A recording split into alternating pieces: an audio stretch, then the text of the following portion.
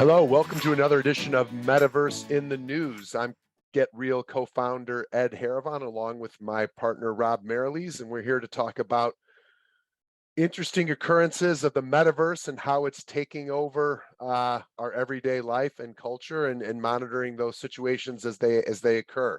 Rob, I saw an interesting note this week, really two announcements made about a virtual comedy show that's going to be premiering on September 9th in a partnership between Meta Labs and Just for Laughs.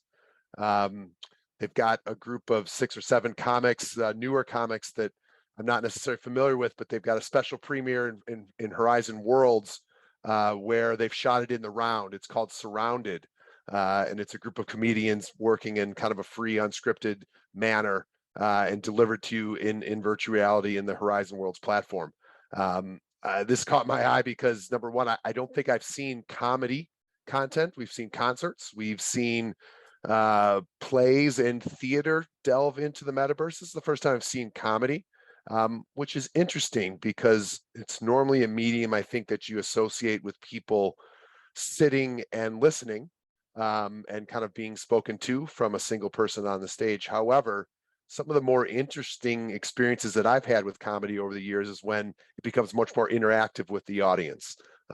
Think of being called on stage, think of being audience response and hecklers from the audience spurring on new things. I'm very interested to see what some talented comedians can do with the medium, and interested to see with that deep presence that you can get from an experience in a headset, how that changes the comedy experience and makes it different than what I would be used to seeing on Netflix or, on a paid TV session. Rob, you're a comedy fan. Sometimes we indulge in a little comedy here on Metaverse in the News. What do you think about when you saw this?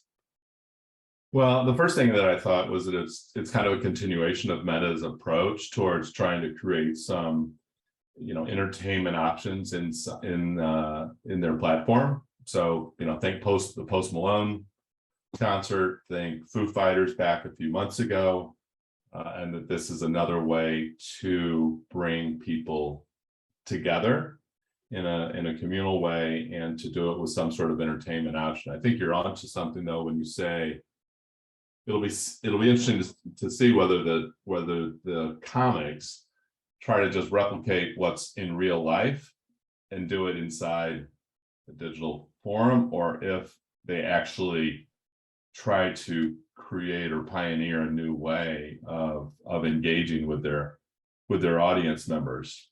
Different than real life. If you're sitting in the front row, you can't really escape once the comic starts talking to you in real life in a comedy club.